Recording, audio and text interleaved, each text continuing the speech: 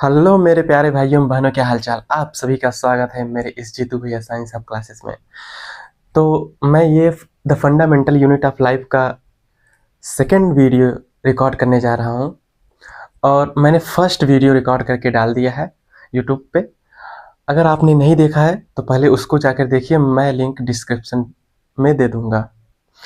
आप यहाँ से शुरू ना करके पहले वो देखिए, फिर इस पे आइए, आपको तब अच्छे से समझ में आएगा और प्रॉपर नोट्स बनाइए। मैंने बायो क्या होता है उसके बारे में और पूरा डिफिनीशन बता दे दिया था कि सेल क्या होता है, सेल के बारे में बताया था, सेल के डिफिनीशन के बारे में बताया था।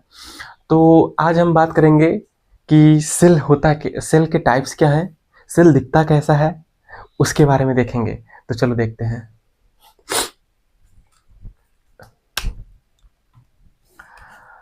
हेडिंग रहेगा an overview of cell and its structure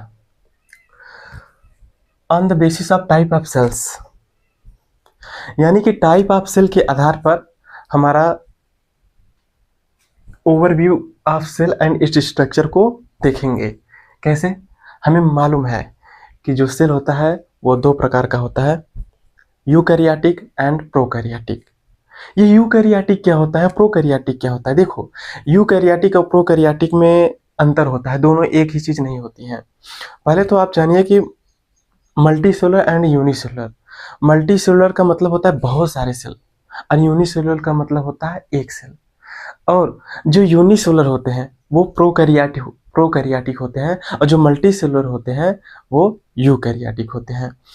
और जो हमारा प्रोकैरियोटिक होता है भाई साहब, इसमें ये लेस डेवलप होता है देन यूकैरियोटिक से। इसीलिए प्रोकैरियोटिक को फर्स्ट सेल माना जाता है दुनिया में। इसीलिए प्रोकैरियोटिक को दुनिया का फर्स्ट सेल माना जाता है कि यानी कि पहले प्रोकैरियोटिक है देन यूकैरियोटिक। तो हम लोग चलो देखते हैं कि प्रोकैरियोटिक और यूकैरियोटिक होता क्या है। प्रोकैरियोटिक का मतलब होता है फर्स्ट, प्रोकैरियोटिक का मतलब होता है फर्स्ट, ये पहले आए थे।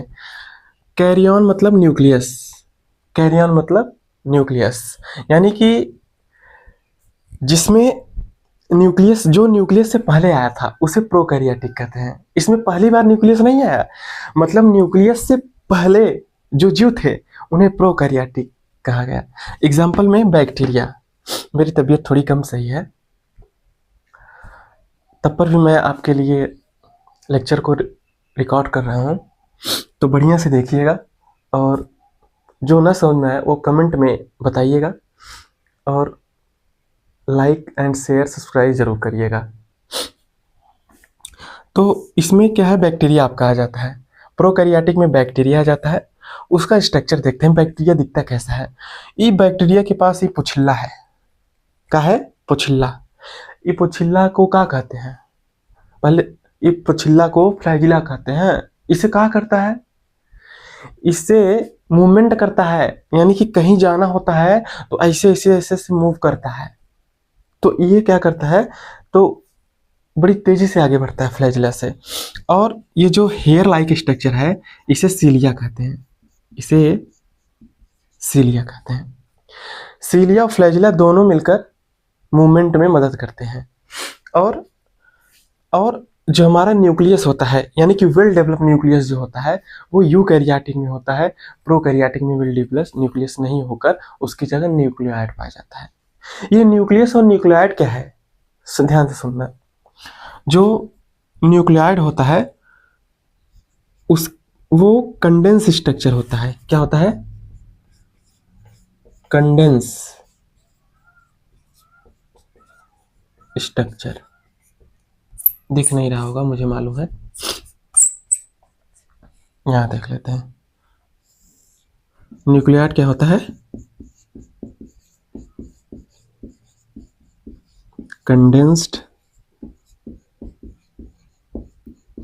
स्ट्रक्चर होता है, कंडेंस स्ट्रक्चर होता है। और ध्यान सुनिएगा और देखिएगा भी, इसके बाहर कोई मेम्ब्रेन नहीं पाई जाती, यानी कि वेल डेवलप न्यूक्लियस नहीं होता। इसीलिए प्रोकैरियोटिक है, क्योंकि ये वेल डेवलप नहीं हुआ था। लेकिन हमारे एक यूकैरियोटिक सेल में देखिए, ये क्या है? न्यूक्लियोलस, न्यूक्लियोलस यानी, और ये जो क्या है? न्यूक्लियस। न्यूक्लियस के अंदर वाले पार्ट को न्यूक्लियोलस कहते हैं। बताएंगे, सब समझाएंगे, पहले ध्यान से सुनिएगा। तो ये न्यूक्लियस है, उस न्यूक्लियस की जगह उसमें न्यूक्लियोइड पाया जाता है। फ्लैजिला नहीं पाया जाएगा, इसमें फ्लैजिला पाया जाएगा, इसमें भी सेल वॉल पाया जाएगा। लेकिन पहले कंपेयर करने से पहले हम जान लेते हैं कि जो हमारा प्लांट सेल है यूकैरियोटिक में दो प्रकार के होते हैं। यू का मतलब होता है ट्रू, यू का मतलब होता है ट्रू, कैरियोटिक मतलब न्यूक्लियस, यानी कि जिसमें ट्रू न्यूक्लियस पाया जाए, जिसमें सचमुच में न्यूक्लियस पाया जाता है, उसे यूकैरियोटिक कहते हैं। समझ में आ रहा है? अब यूकैरियोटिक जो होता है वो हमारा दो प्रकार का होता है, एक प्लांट सेल एंड एक एनिमल सेल्स। हम यहाँ पर एनिमल सेल्स के बारे में बताए हैं। आपके एनसीईआरटी बुक में पेज नंबर 50 में दिया गया है, 51 55 में ये बैक्टीरिया है और ये एनिमल सेल है, मैंने जो यहाँ पर बनाया है, और ये प्लांट सेल है। एनसीईआरटी में देख लीजिएगा। तो सेल वॉल, न्यूक्लियोइड, फ्लैजिला। हाँ, तो सेल वॉल क्या होता है? सेल वॉल जो होता है बाहरी लेयर होता है, outer layer, outer most layer को ही सेल वॉल कहते हैं। और उसके अंदर जो लेयर पाया जाता है उसे प्लाज्मा मेम्ब्रेन या सेल मेम्ब्रेन भी कहते हैं। उसे क्या कहते हैं? Plasma membrane. यहाँ पे बताते हैं, ये बनाया है तो प्लाज्मा मेम्ब्रेन, शॉर्ट फॉर्म में पीएम भी लिख सकते हो, या सेल मेम्ब्रेन भी कहते हैं। क्या कहते हैं? सेल मेम्ब्रेन, सेल मेम्ब्रेन कहते हैं। अब जो हमारा एनिमल सेल है इसमें आते हैं, इसमें बाहरी लेयर को भी सेल वॉल कहते हैं। क्या कहते हैं? Cell wall. और इनर लेयर को सेल मेम्ब्रेन कहते हैं। अब इसमें जो हमारा न्यूक्लियस है जिसमें डीएनए पाया जाता है, जिसके हिसाब से ये सेल काम करता है, जिसमें इंफॉर्मेशन स्टोर होती है। और ये हमारा क्या है? रेटिकुलम। कौन सा? ER, endoplasmic reticulum. अगर उस पे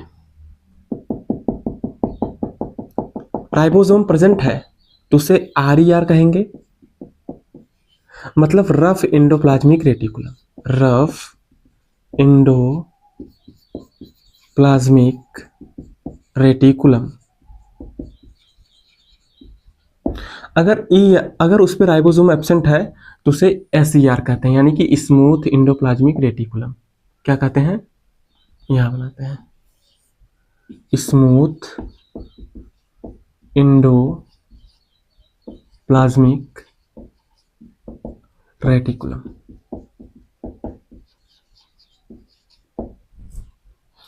और इस वाले जो हमारा power house of the cell होता है जिसे हम माइटोकॉन्ड्रिया कहते हैं, माइटोकॉन्ड्रिया। और इस पूरे पार्ट में जिसमें ये सेल ऑर्गेनेली, इन्हें क्या कहते हैं? न्यूक्लियस हो, एंडोप्लाज्मिक रेटिकुलम हो, लाइसोसोम हो, और एक स्ट्रक्चर तो भूल ही गए भाई साहब,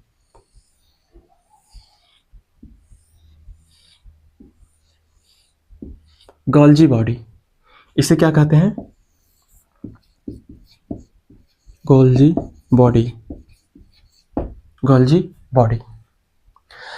body, mitochondria, nucleus, ER, lysosome, ये सभी सेल के अंदर पाए जाने सेल ऑर्गेनेली, जैसे कि हमारे अंदर लीवर, लंग्स, ये सब पाए जाते हैं, जैसे कि ऑर्गन होते हैं, ऐसे ही सेल के अंदर पाए जाने वाले अंग को सेल ऑर्गेनेली कहते हैं। ठीक, तो आप इसे लिख लीजिए ध्यान से।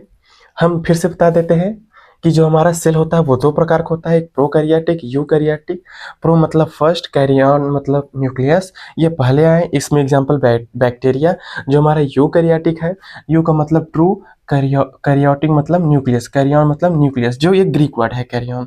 इसमें दो प्रकार के होते हैं, पहला प्लांट सेल और दूसरा एनिमल सेल, जिसमें हमने एनिमल सेल के बारे में बताया है। और जो हमारा सेल वॉल है उसके क्या फीचर होते हैं? ये नॉन लिविंग होता है, कवर प्लाज्मा मेम्ब्रेन, यानी कि ये जो सेल वॉल के बाद का लेयर होता है उसे प्लाज्मा मेम्ब्रेन कहते हैं। और प्रोवाइड शेप टू सेल, यानी कि जो हमारा सेल होता है उसको शेप प्रोवाइड करता है। और इसको केमिकल से एंड मैकेनिकल स्ट्रेस से भी बचाता है। तो लिख लीजिए।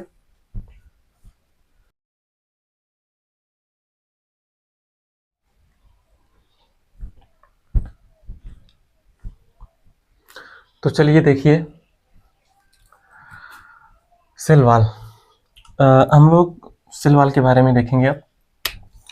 सेल वॉल जो होता है वो नॉन लिविंग होता है। सेल वॉल जो होता है वो नॉन लिविंग। सेल वॉल क्या होता है?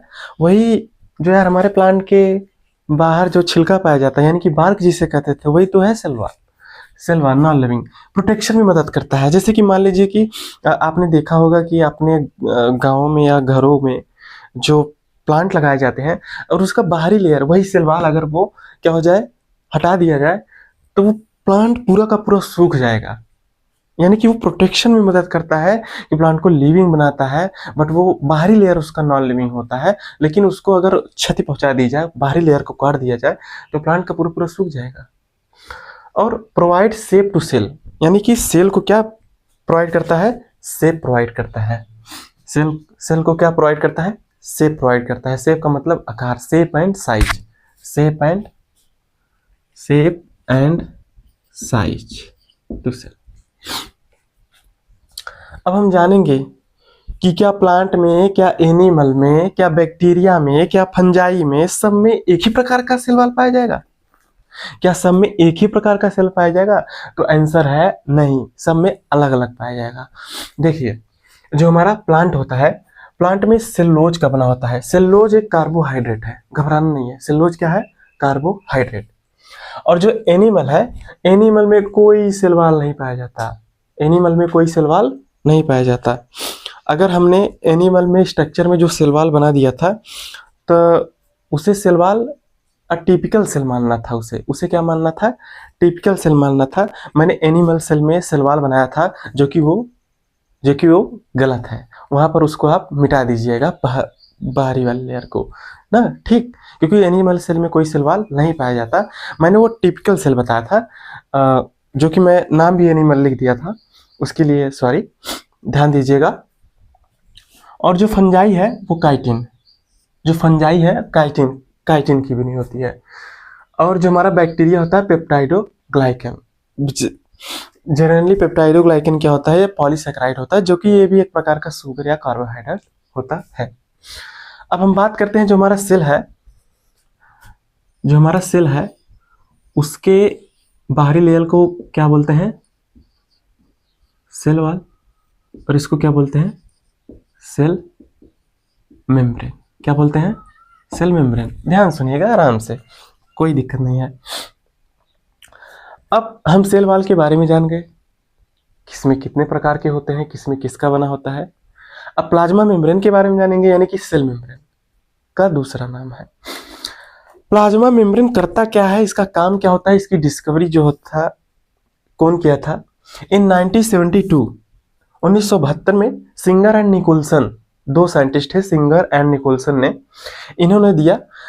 अब पहले तो हमारे पास कंपाउंड माइक्रोस्कोप था, उसमें पूरा स्ट्रक्चर दिखा ही नहीं, कि मतलब कि वास्तव में सचमुच में हमें पता नहीं था कि सेल वॉल के अंदर बाद एक लेयर पाई जाती है जिसे सेल मेम्ब्रेन कहते हैं। फिर उसके अंदर जो पाया जाता है न्यूक्लियस होता है।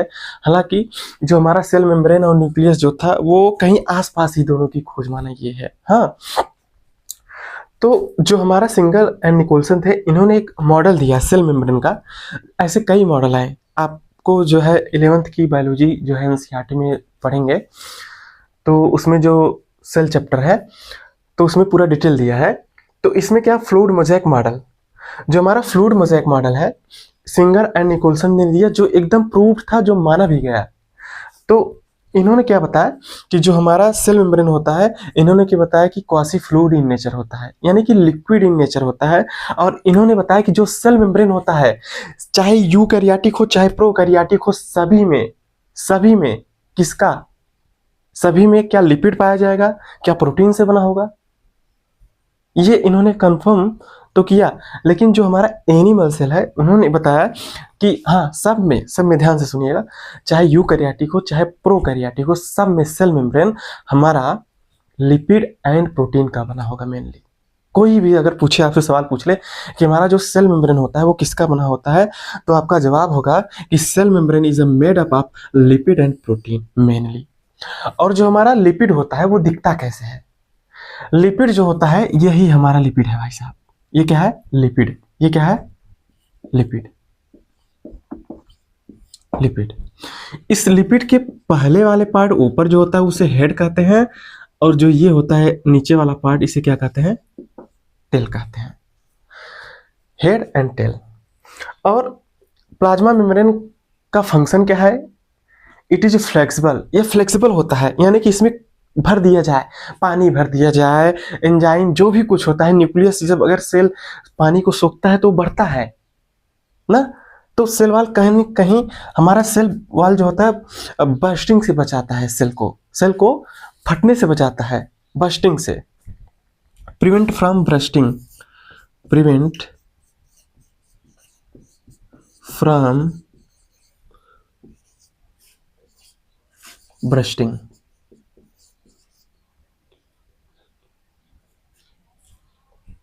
बर्स्टिंग का मतलब फटने से। जैसे कि मतलब कोई बलून है, उसमें हवा भरो, हवा भरो, एक लिमिट के बाद वो क्या कर जाएगा? ब्लास्ट कर जाएगा।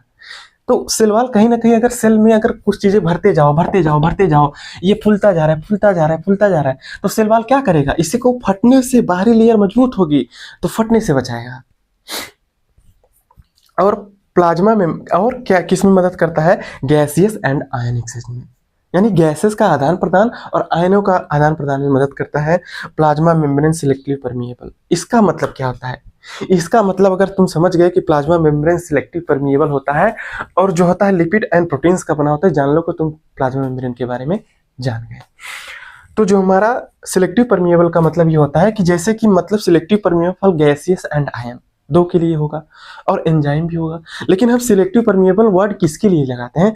कि मान लो कि जैसे कि हमारे पास आयन में है सोडियम एंड पोटेशियम, जिन्हें सोडियम एंड पोटेशियम आयन। अगर ये सोडियम पोटेशियम आयन जाता कैसे है? अब सुनो, ये आया कहां से, चलो बताते हैं। ये हमारा क्या है? Cell membrane. अब इस सेल मेम्ब्रेन को हम यहां पर काटते हैं। जब इसको मैग्नीफाई करके काटते हैं और इलेक्ट्रॉन माइक्रोस्कोप में देखते हैं, किसमें है? इलेक्ट्रॉन माइक्रोस्कोप में। इलेक्ट्रॉन माइक्रोस्कोप में तो इसमें लिपिड एंड प्रोटीन्स दिखते हैं ऐसे।